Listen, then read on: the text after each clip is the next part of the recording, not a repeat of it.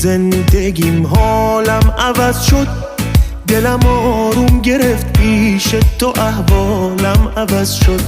من از وقتی تو پیدا شد سر و سامون گرفتم، دیگه تنها نموندم، قسمت و فالم عوض شد.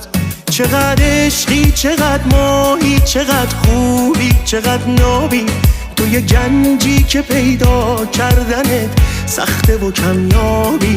مثل یه خواب شیرینی که خیلی داره میچسبه، خود آرامشی خیلی قشنگی، عین مهتابی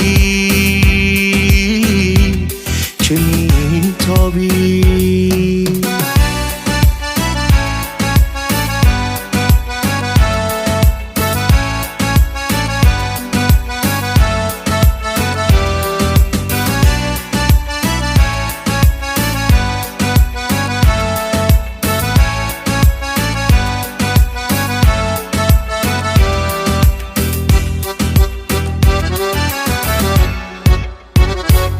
به لطف تو دیگه من درد بی درمون ندارم، دلم آشوب نمیشه، چشمای گریون ندارم.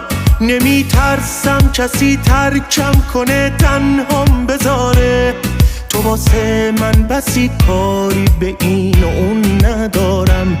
نمیترسم کسی ترکم کنه، تنهام بذاره، تو واسه من بسی کاری به این و اون ندارم.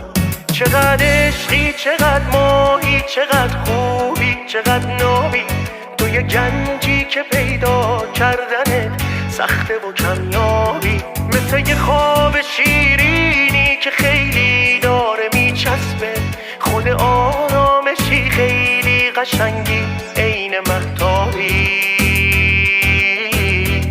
که میتابی. چقدر عشقی، چقدر ماهی، چقدر خوبی، چقدر نابی، تو یه گنجی که پیدا کردنت سخته و کمیابی. مثل یه خواب شیرینی که خیلی داره میچسبه، خود آرامشی خیلی قشنگی، عین مهتابی که میتابی. امین حبیبی.